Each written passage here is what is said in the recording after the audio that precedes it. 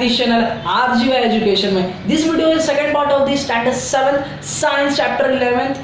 In this video we are going to study about cell size. But in previous video we are going to study about cell. What is cell?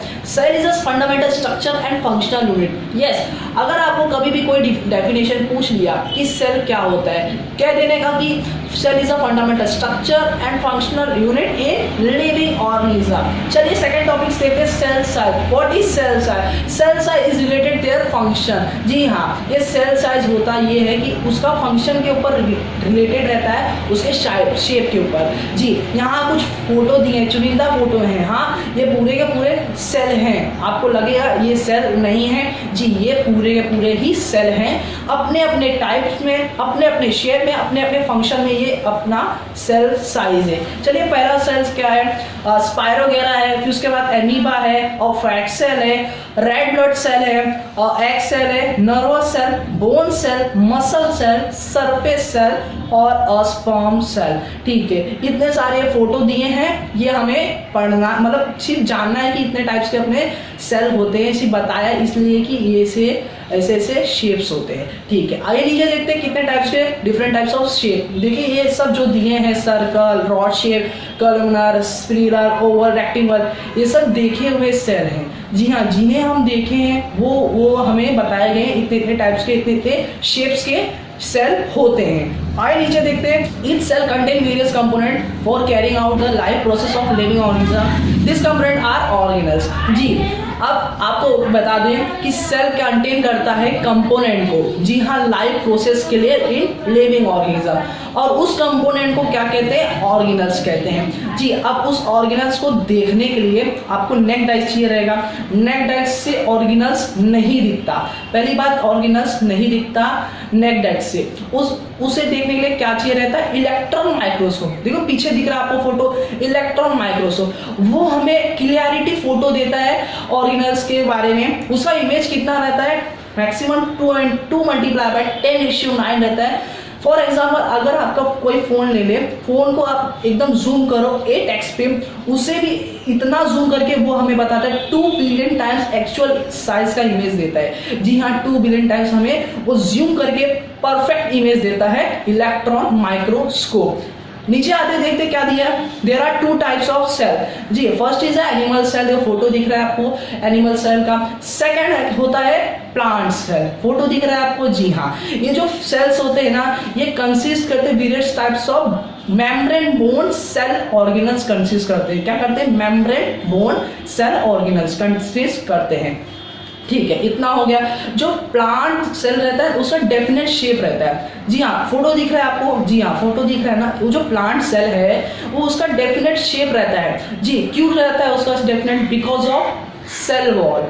जी हाँ, plant cell के पास क्या रहता है? Cell wall रहता है, इसलिए उसका definite shape रहता है. लेकिन एनिमल के पास जो रहता है वो नहीं रहता है. पहली बात आपको बता दें कि एनिमल सेल हमारा सेल भी होता है. एनिमल में हम ह्यूमन बीइंग भी आते हैं. इतना जान लीजिए कि एनिमल सेल हम लोग भी आते हैं. एनिमल सेल के पास सेल वॉल नहीं रहता है, और प्लांट सेल के पास सिंगल लार्ज वॉल्क्यूल्स रहते हैं, वैक्यूल्स रहते हैं. जी हाँ, ये जो फोटो दिख रहा है प्लांट सेल में, एक बड़ा सा वाइट शेप दिख रहा होगा आपको. जी हाँ, बड़ा सा एक वाइट शेप, उसमें एरो दिया वैक्यूल्स, बहुत बड़ा सा है. लेकिन अगर आप एनिमल सेल देखें, जी हाँ, एनिमल सेल में छोटा सा है वैक्यूल्स. जी हाँ, छोटा सा. और उसी क्योंकि वैक्यूल्स प्लांट सेल में बहुत बड़ा पाया जाता है, और इन्हीं दो सेलों को क्या बोलते हैं? यूकैरियोटिक बोलते हैं. यूकैरियोटिक इन शॉर्ट कहने का मतलब है कि इनका न्यूक्लियस जो है वेल प्रिपेयर्ड रहता है. क्या रहता है? Well prepared. यूकैरियोटिक क्या रहता है? वेल प्रिपेयर्ड रहता है, और प्रोकैरियोटिक क्या रहता है? वेल प्रिपेयर्ड नहीं रहता है न्यूक्लियस. आइए सेकंड पेज देखते हैं. यहाँ कुछ येलो बॉक्स दिए हैं, पहले वो पढ़ लेते हैं, उसके बाद नीचे आते हैं. शॉर्ट में पढ़ेंगे, अभी 7th स्टैंडर्ड है. आगे आपको स्टडी आप 8th 9th जब जाएंगे तो डीपली पढ़ना स्टार्ट करेंगे. ठीक है, यहाँ 4 पॉइंट दिए. सेल वॉल है, प्लाज्मा मेम्ब्रेन है, साइटोप्लाज्मा और सेल ऑर्गेनल्स है. जी सेल वॉल कहाँ पाए जाते हैं? अभी हमने डिस्कस किया. सेल वॉल पाए जाते हैं प्लांट सेल में. जी हाँ, प्लांट सेल में कैसे पाया जाता है? वो फोटो दिख रहा है, उसमें एक कवरिंग शेप है, मोटा सा एक लेयर गया है कवरिंग शेप में. वो कवर करता है प्लांट सेल में, वो सिर्फ प्लांट सेल में पाए जाते हैं। और सेकंड टॉपिक देखते हैं प्लाज्मा मेम्ब्रेन। जी प्लाज्मा मेम्ब्रेन को सेल मेम्ब्रेन भी कहा जाता है। हाँ ये याद रख लीजिए, प्लाज्मा मेम्ब्रेन को क्या कहा जाता है, सेल मेम्ब्रेन। अब ये कहाँ पाए जाते हैं बता दूं, ये पाए जाते हैं एनिमल सेल में। जी एनिमल सेल में ये इतना एक्सट्रीमली डेफिनेट, मतलब ये फ्लेक्सिबल रहता है। जी मतलब इतना पतला लेयर है। तो एनिमल सेल को देखो आप, जब आप देखोगे एनिमल सेल को, इसका जो पतला सा लेयर गया है, बस उसका डेफिनेट शेप भी नहीं है, आड़ा टेढ़ा शेप है एनिमल सेल का, सिर्फ बाहर का एक पतला सा लेयर, उसे बोलते हैं सेल मेम्ब्रेन। और सेल मेम्ब्रेन को ही बोलते हैं प्लाज्मा मेम्ब्रेन। ठीक है, आइए दोस्तों देखते हैं थर्ड टॉपिक है क्या, साइटोप्लाज्म। देखिए साइटोप्लाज्म का अगर डेफिनेशन पूछ ले, बहुत इजी है साइटोप्लाज्म का definition. A liquid part in this cell present in a nucleus is called a cytoplasm. बहुत इजी है, जो लिक्विड पार्ट रहता है सेल के अंदर वो कहाँ रहता है, न्यूक्लियस में रहता है, उसे क्या बोलते हैं, cytoplasm. It occupy space between plasma membrane and nucleus. Cell organelles रहते हैं जो cell organelles gathered between the cytoplasm. जी हाँ, अब देखिए सेल ऑर्गेनल्स, इसके अंदर साइटोप्लाज्म का क्या काम करता है भाई। अब ये साइटोप्लाज्म में सेल ऑर्गेनल्स क्या करते हैं, आइए देखते हैं सेल ऑर्गेनल्स है क्या। अभी हमने पढ़ा था सेल ऑर्गेनल्स क्या होता है, सेल कंटेन वेरियस कंपोनेंट। अब वो कंपोनेंट क्या होते हैं ये जान लेते हैं। Component for example cell organelles का कहने का मतलब ये है कि फॉर एग्जांपल हमारा बॉडी के अंदर बहुत सारे ऑर्गन हैं। जी हाँ, organ means levers, kidney, brain etcetera, मतलब बहुत सारे ऑर्गन से बन के हमारा बॉडी बना है। उसी हिसाब से सेल ऑर्गेनल से many types of nucleus, endoplasmic reticulum, Golgi body, lysosomes, mitochondria, ossicula, plastids etcetera. Plant cell contain cytoplasm. मतलब कहने का मतलब ये है सेल के अंदर, जैसे प्लांट सेल के अंदर आप देखो फोटो, जी ये प्लांट सेल का अगर आप फोटो देखोगे, देखो उसके अंदर सभी कुछ पाए जा रहे हैं जो जो यहाँ लिखे गए हैं। जी हाँ, प्लांट सेल और एनिमल सेल में जो भी लिखा गया है सब की कुछ पाए जा रहे हैं। अब इसके बारे में आप आगे पढ़ोगे, जब आप आगे स्टैंडर्ड में जाओगे 9th 10th 11th 12th, जब आप आगे जाएंगे और डीपली पढ़ोगे गोल्गी बॉडी क्या होता है, लाइसोम्स क्या होता है, माइटोकॉन्ड्रिया, वैक्यूल्स क्या होते हैं, आगे डीपली पढ़ेंगे। आगे नीचे देखते हैं क्या पैराग्राफ है, the nucleus is the most important organs of the cell. ठीक है, जो न्यूक्लियस रहता है मोस्ट इंपॉर्टेंट ऑर्गेनल सेल कहा जाता है। There is a porous double member around its. देखो फोटोज दिख रहे हैं आपको, फोटोज दिख रहे हैं ना, जो फोटो दिख रहे हैं उससे तो न्यूक्लियस रहता है पोरस डबल मेम्ब्रेन, उसके जो आजू बाजू रहते हैं डबल मेम्ब्रेन कवरेज शेप रहता है। जो nucleus control all function of the cell. जी जो न्यूक्लियस रहता है फंक्शन करता है पूरे सेल को। जी इतना हो गया। The endoplasmic reticulum is sparing net like a organelle. It function to make the necessary change in the protein produce by rhizome and send them to the Golgi bodies. ठीक है, अब जो प्रोटीन रहता है, जो necessary change to the protein produce, जो protein रहता है वो कहाँ जाता है, राइजोम्स के अंदर। जी हाँ, और वो राइजोम्स कहाँ जाता है, वो सेंड करता है गूगली बॉडीज को। अब वो Golgi bodies several to flat sacs करता है। जी हाँ, फ्लैट सैक्स करता है। Their function proper distribution of protein. ये सब किस लिए रहता है, प्रोटीन की वजह से, ताकि हमारा सेल जो बॉडी है अच्छे से प्रिपेयर हो सके। Mitochondria and plastid are organelles with double covering. जी अब ये जो माइटोकॉन्ड्रिया प्लास्टिड रहता है जो डबल कवरिंग रहता है न्यूक्लियस के अराउंड। अब जो बता दूं आपको, mitochondria power house of the cell. जी हाँ, मतलब ये बहुत सारा एनर्जी रिलीज करता है। माइटोकॉन्ड्रिया को पावर ऑफ सेल भी करते हैं। Cytoplast in plant cell carry out function photosynthesis. Plants के अंदर vacuoles help to throw out waste product of this cell. Vacuole क्या काम करता है, जो वेस्ट प्रोडक्ट रहता है सेल का वो रिलीज करता है। Vacuole in plant animal cell are small whereas there is only one large vessel in plant. जी हाँ, जो वेस्यूल रहता है एनिमल में बहुत छोटा रहता है। फोटो देख लीजिए एनिमल का, जो वेस्यूल दिखा है बहुत छोटा है, लेकिन जो एनिमल का जो है, सॉरी प्लांट का जो है ये बहुत बड़ा कवरिंग वेस्यूल है। जी वो प्लांट में बहुत बड़ा रहता है और एनिमल में छोटा रहता है। ठीक है, इतना तो हो गया। ये कहाँ तक था, सेल, जो हमारा जो सेल होता है इतना पूरा होगा, यहाँ तक सेल के टॉपिक है। अब नीचे हमारा सेकंड टॉपिक आ रहा है माइक्रो ऑर्गेनिज्म। जी सेल स्ट्रक्चर के बारे में हमने पढ़ा कि सेल स्ट्रक्चर क्या क्या होते हैं, सेल के साइज होते हैं, सेल के फंडामेंटल स्ट्रक्चर होते हैं, स्ट्रक्चर फंक्शनल यूनिट होते हैं, इतने हमने सब पढ़ लिए। अब माइक्रो ऑर्गेनिज्म क्या होता है। अब माइक्रो ऑर्गेनिज्म आपको डेफिनेशन पूछ लिया, व्हाट इज माइक्रो ऑर्गेनिज्म। आप बताइए क्या होता है। सबसे पहले माइक्रो ऑर्गेनिज्म के वर्ड से मालूम पड़ रहा है कि माइक्रो यानी हमें माइक्रोस्कोप से देखा जाएगा। ऑर्गेनिज्म जो ऑर्गेनिज्म है इतना छोटा है कि हमें अपने आंखों से नहीं दिखता, वो किससे दिखता है? माइक्रोस्कोप से। इसलिए उसका डेफिनेशन भी कुछ ऐसा है, the organism which can not be seen with our eyes but only be observe under the microscope are called micro organism. Definition भी वैसे ही, जो ऑर्गेनिज्म हमें अपने आंखों से नहीं दिखते वो दिखते हैं माइक्रोस्कोप से, उसे कहा जाता है माइक्रो ऑर्गेनिज्म। सिंपल सा डेफिनेशन है। देखिए नीचे टॉपिक है ऑकरेंस ऑफ माइक्रो ऑर्गेनिज्म, जो ऑकरेंस रहते हैं, चलिए वो भी पढ़ते हैं। Micro organism are present all around us in air, water, soil, food, sewage, garbage as well as in body of plants and animal including humans. ठीक है, माइक्रो ऑर्गेनिज्म कहीं भी पाए जाते हैं, एयर रहे, वाटर रहे, सॉइल रहे, फूड रहे, गटर रहे, सेवन यानी गटर, गार्बेज, कहीं भी पाए जाते हैं। ह्यूमन रिट हमारे जो बॉडी रहते हैं, जो हमारा स्किन है, वहाँ पर भी माइक्रो ऑर्गेनिज्म पाए जाते हैं। कह दिए कि 98% माइक्रो ऑर्गेनिज्म हमारे बॉडी में पाए जाते हैं। जी हमें दिखते नहीं, बस ये माइक्रो ऑर्गेनिज्म हमें पड़े रहते हैं। ये यूजफुल भी रहते हैं, कुछ हार्मफुल भी रहते हैं। आगे पढ़ेंगे यूजफुल और हार्मफुल। ठीक है, पहले ऑकरेंस पढ़ लेते हैं। Some microorganism are solitary, that is they live singly. मतलब सॉलिटरी का मतलब क्या होता है? ये लिव करते सिंगल, यानी किसी के साथ मिलजुल के नहीं रहते हैं, इसे बोलते हैं सॉलिटरी।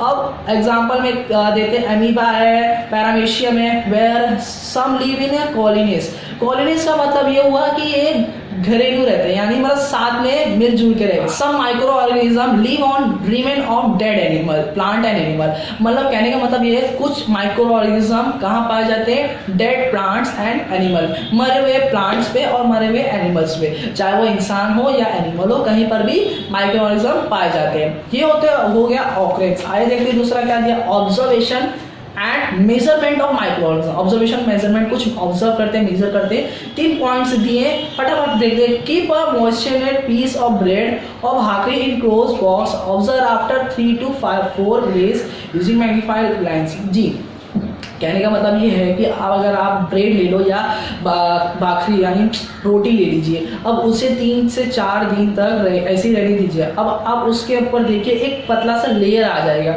अब वो लेयर या वाइटिश रहेगा या तो ग्रीनिश रहेगा। अब उस लेयर पे क्या आ गया है? माइक्रो ऑर्गेनिज्म आया। अब उसे आप देखोगे कि मैग्नीफाइंग ग्लास से आप प्रॉपर से इमेज करो तो या तो उसका कलर कुछ ग्रीनिश रहेगा या वाइटिश रहेगा एकदम। जी हाँ, वो क्या है? फंगाइज है, फंगस उसके ऊपर अटैच हो चुका है। ब्रेड पे भी एग्जांपल आप देख सकते हैं। एक ब्रेड लीजिए, 3-4 दिन तक रखिए, आपको ऑब्जर्व करने में मालूम पड़ जाएगा कि क्या है। ये सेकंड ऑब्जर्वेशन है, मतलब अगर मडी वाटर यानी कीचड़ वाला पानी ले लीजिए, अब उसे ऑब्जर्व कीजिए। किससे ऑब्जर्व कीजिए?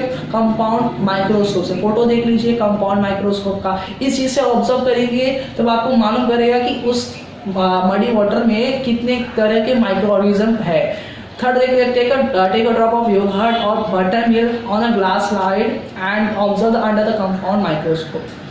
ठीक है, अब योगर्ट यानी दही ले लीजिए, मटर मिल्क तो मालूम ही आपको। अब उसे आप ले लीजिए, अब उसे जूम करके उसे आप क्लियरिटी से देखिए कंपाउंड माइक्रोस्कोप से। अब उसके अंदर माइक्रोस्कोप कौन से होंगे बताए दिए? लैक्टोबैसिलाई। जी हाँ, लैक्टोबैसिलाई पाए जाते हैं योगर्ट, बटर मिल्क, कोई भी जो दूध से बनते हैं पदार्थ वो लैक्टोबैसिलाई से ही बनते हैं। जी हाँ, वही बनाता है हमारा योगर्ट, दही, वही सब वही बनाता है लैक्टोबैसिलाई।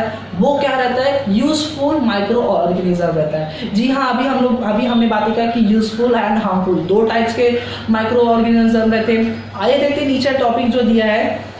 उसके पहले कुछ पर्पल कलर का बॉक्स दिया है, वो भी पढ़ने को लगते हैं। Size of some माइक्रोबीज। जी माइक्रोबीज क्या होते हैं? नीचे फोटो देख लीजिए, नीचे जो आपको ये जो फोटो दिख रहा है यही है माइक्रोबीज।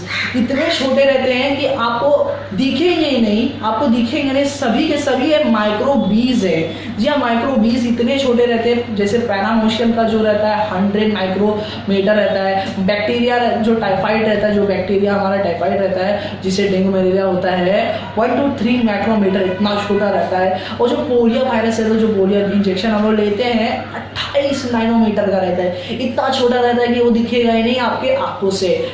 नीचे आएंगे तो आपको दिखेगा नेचर ऑफ माइक्रो ऑर्गेनिज्म। अब यहाँ कुछ फोटो दिए हैं, ये सभी के सभी माइक्रो ऑर्गेनिज्म है। इसे माइक्रोबीज भी कहा जाता है क्योंकि ये इतने छोटे रहते हैं कि ये दिखाई नहीं देता, किसी को भी नहीं दिखाई जाता है, अपने आंखों से कहीं दिखाई नहीं देता।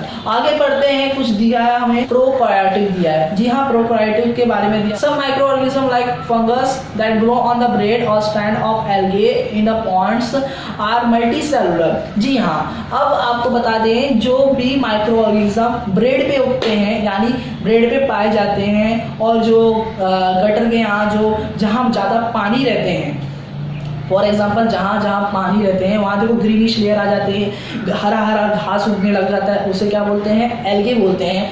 और जो ब्रेड भाखरी उसके ऊपर जब ग्रीनिश लेयर आते हैं या वाइटिश लेयर आता है उससे बोलते हैं फंगस। और उससे क्या बोलते हैं, जब वो इतने सारे लोग आते हैं, इतने सारे ग्रास आते हैं, इतने सारे वाटिश आते हैं, उसे बोलते हैं मल्टी सेलुलर। जी हाँ, बहुत सारे सेल जब साथ में मिलते हैं तब उसे मल्टी सेलुलर बोलते हैं। आगे बढ़ते हैं, however most micro organism such as bacteria and virus are unicellular. जो बैक्टीरिया रहता है और वायरस रहता है वो यूनिसेलुलर रहते हैं, मल्टी सेलुलर बहुत होते हैं, यूनिसेलुलर बहुत कम रहते हैं, यानी एक ही रहता है। They have a somewhat different cellular structure, उनका सेलुलर स्ट्रक्चर बहुत ही डिफरेंस रहता है। They do not have a membrane bound organ found in eukaryotic cell। जैसा यूकैरियोटिक सेल में हमारा मेम्ब्रेन बाउंड ऑर्गन्स पाया जाता है वैसा इनमें नहीं पाया जाता है। The plasma membrane, cytoplasm and nucleoids are their component. जो यूकैरियोटिक का जो कंपोनेंट है वो क्या है, प्रोकैरियोटिक का कंपोनेंट वो है प्लाज्मा मेम्ब्रेन है, साइटोप्लाज्म है, न्यूक्लियोइड है, वो कंपोनेंट है किसका, प्रोकैरियोटिक का। सच सेल आर कॉल्ड प्रोकैरियोटिक। इतना हो गया। ये जो डायग्राम दिख रहा है, ठीक है, ये डायग्राम आपको दिख रहा है। अब ये डायग्राम आपको कभी भी ड्रॉ करने के लिए पूछ सकता है, कुछ चुनिंदा नाम याद कर दिए, जैसे साइटोप्लाज्म कहाँ पर पाया जाता है, राइजोम्स कहाँ पाया जाता है, plasmid, flagellums, plasma membrane, cell wall, capsule कहाँ पाया जाता है।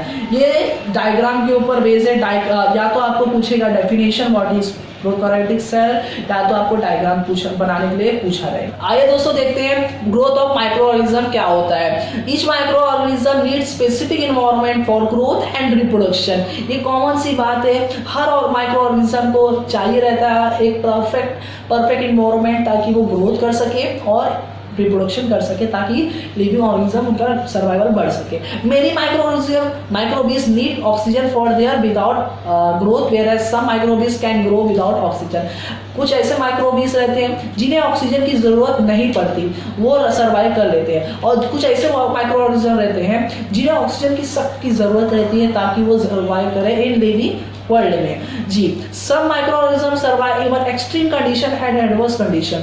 कुछ ऐसे भी माइक्रो ऑर्गेनिज्म रहते हैं जो एक्सट्रीम एंड एडवर्स कंडीशन में भी रह लेते हैं। कौन सा एक्सट्रीम एंड एडवर्स कंडीशन है, और जैसे ocean floor, ice in polar region, hot water spring etcetera, इन सारे जगहों पर वो रह सकते हैं। जैसे हॉट स्पॉटिंग यानी ज्वालामुखी के पास, पोलर रीजन यानी अंटार्कटिका जैसे इतने सर्दियों में भी उन लोग रह सकते हैं। और कुछ ऐसे भी पाए जाते हैं जो इन सारे एक्सट्रीम कंडीशन को सर्वाइव नहीं कर पाते और अपना लाइफ स्पॉइल कर देते हैं, वो तुरंत ही मर जाते हैं। On return of the favorable condition, they come out of the protective covering and continue their life process। कुछ ऐसे भी रहते हैं जो बच जाते हैं और अपना लिविंग प्रोसेस स्टार्ट करते हैं दोबारा से, और फिर अपना सर्वाइविंग स्टार्ट करते हैं। सो फ्रेंड्स, आज के लिए वीडियो इतना ही। अगले वीडियो में मिलते हैं यूजफुल माइक्रो ऑर्गेनिज्म के साथ। अगर ये वीडियो आपको अच्छा लगा हो तो लाइक कीजिए, शेयर कीजिए एंड सब्सक्राइब भी कीजिए। तब तक के लिए अगले वीडियो में मिलते हैं। बाय।